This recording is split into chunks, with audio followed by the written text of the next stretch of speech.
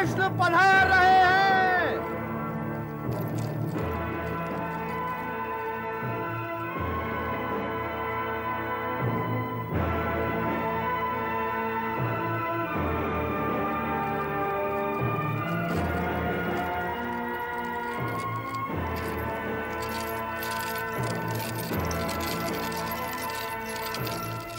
शांति दूत का प्रणाम स्वीकार कीजिए महाराज।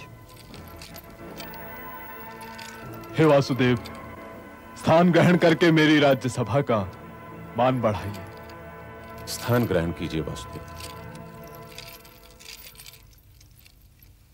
प्रणाम पितामह।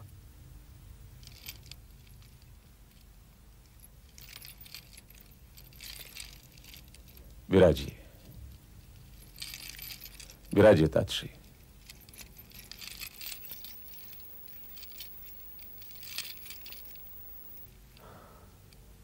हे वासुदेव, अब ये बताइए कि आप मेरे अनुज पुत्रों की ओर से क्या प्रस्ताव लाए हैं?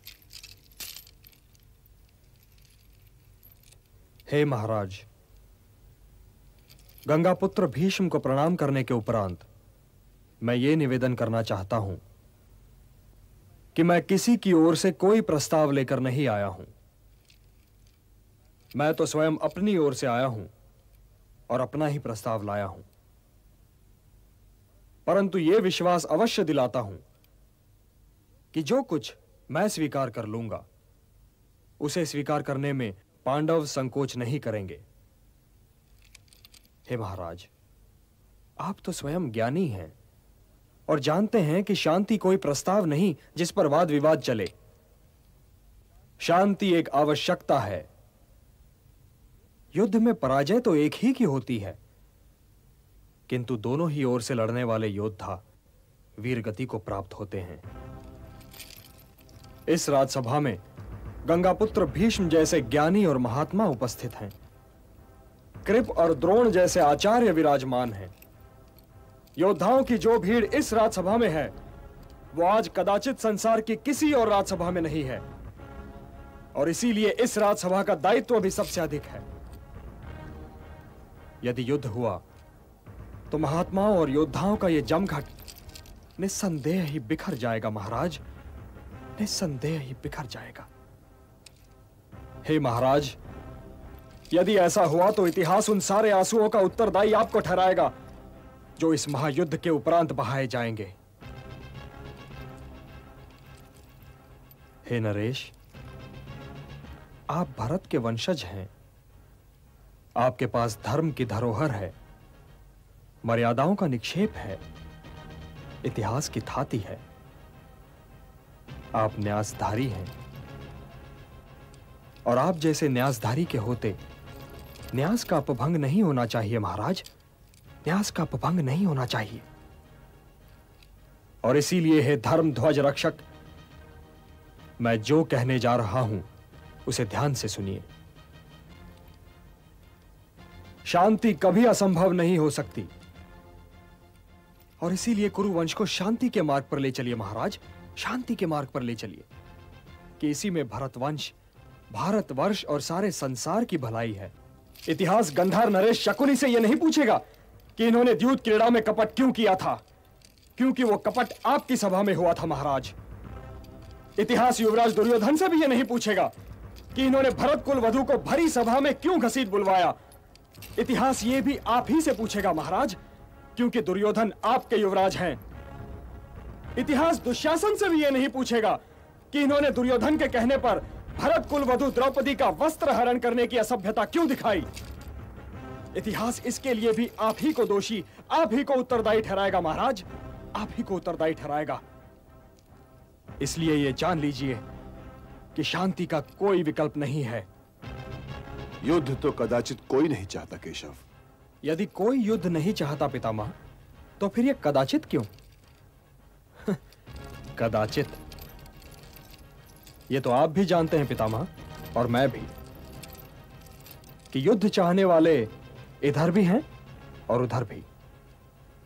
इसलिए आज कदाचित जैसे शब्दों को इस राज्यसभा से निकाल दीजिए पितामह, क्योंकि कदाचित जैसे शब्दों की छाया में शांति की बात नहीं हो सकती।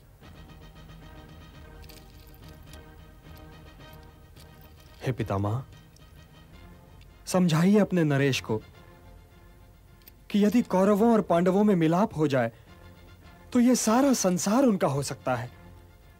उनकी राज्य सीमा के अतिरिक्त और कोई सीमा रह ही नहीं जाएगी। किंतु जो युद्ध हुआ महाराज, तो आपके पास कुछ नहीं रह जाएगा, न पुत्र और न ही अनुज पुत्र। क्या पता आपको किस किस के शव पर रोना पड़े महाराज, किस किस के शव पर रोना पड़े। क्या आपके पास आपके अनुज पुत्रों में से किसी का शव आए महाराज, तो क्या आप उसे शत्रु का शव मानकर किसी प्रकार का आनंद अनुभव कर पाएंगे? हे वृद्ध नरेश, इससे पहले कि आप प्राण त्यागें, कुल को एकत्र कीजिए नरेश, कुल को एकत्र कीजिए। पांडव आपके स्नेह की छाया में पले बढ़े हैं। आपके स्नेह और आशीर्वाद पर आज भी उनका उतना ही अधिकार होना चाहिए। इसलिए हे धर्म ध्वज रक्षक, इंद्रप्रस्थ उन्हें लौटा दीजिए।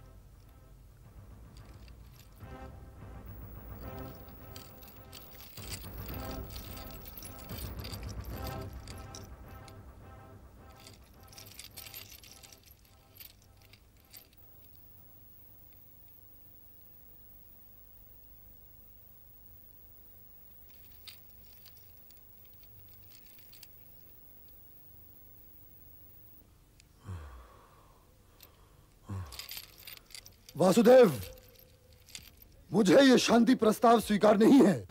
सोच तो लेते पुत्र। इसमें सोचना क्या है पितामह?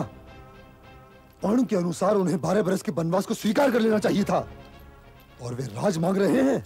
अपनी नात की आंच को धीमी करो दुर्योधन, धीमी करो।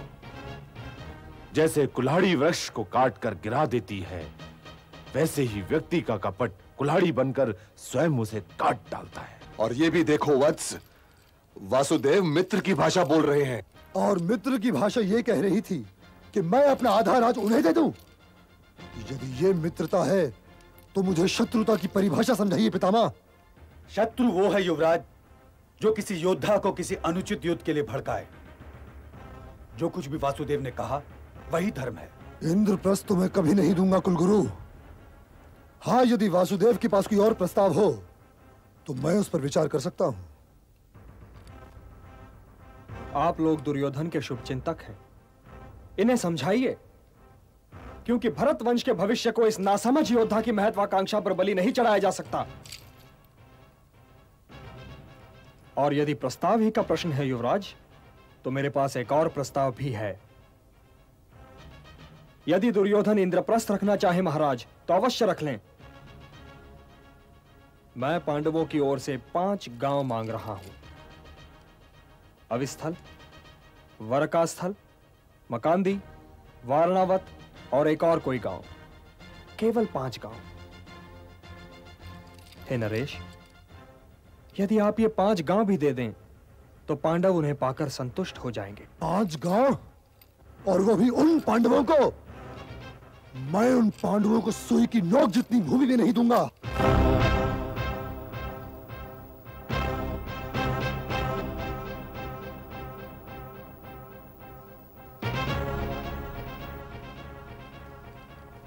हे दुर्योधन, अपनी माता श्री शिव भक्तिनी गांधारी को अपने शव पर विलाप करने के लिए क्यों आमंत्रित कर रहे हो? वासुदेव, यदि तुम दूत न रहे होते तो तुम्हारे ये कहने पर। दुर्योधन, इन्हें बोलने दीजिए पितामह, बोलने दीजिए। यदि मैं दूत न होता तो क्या कर लेते युवराज?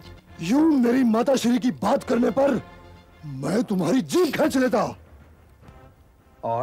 और तुम्हें बंदी बनाकर कारागृह में डाल देता। राजदूत को बंदी बनाओगे युवराज? उस अतिथि को बंदी बनाओगे जिसके स्वागत के लिए कुरुश्रेष्ठ गंगापुत्र भीष्म और आचार्य श्रेष्ठ द्रोण और कृप गए थे? हे अहंकारी दुर्योधन, यदि हमें बंदी बना सकते हो तो अवश्य प्रयत्न करके देख लो।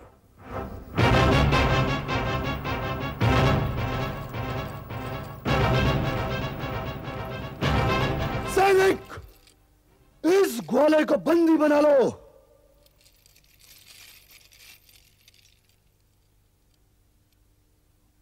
अरे मूर्ख, क्या कर रहा है?